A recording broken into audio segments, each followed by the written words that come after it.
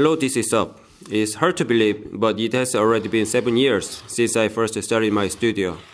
Over time, I've gotten to know the people around me.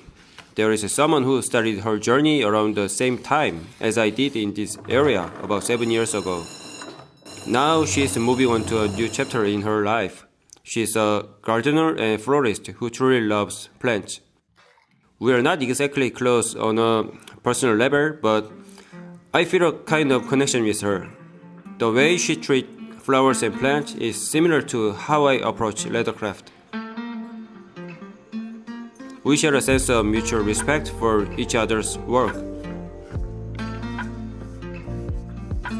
Over the years, I've made a few things for her, and she helped me with flowers and plants as well.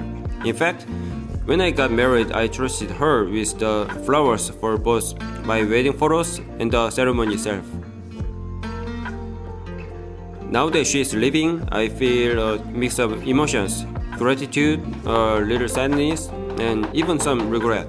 So I decided to make her a small gift.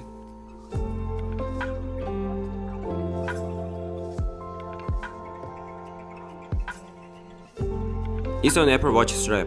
I've actually made two for her before, but this time I designed a slimmer version that wraps around the wrist twice. For the outer leather, I used shrunken leather, and for the lining, I chose a leather called Cermat. I reinforced it with Vildona and stitched it with linen thread. If you'd like to see how to make a watch strap like this, you can check out my 129 series where I demonstrate the process. I hope she enjoys wearing it. I'll see you in the next video. Don't forget to like and subscribe, and huge thanks to all my channel members for supporting me. Thank you.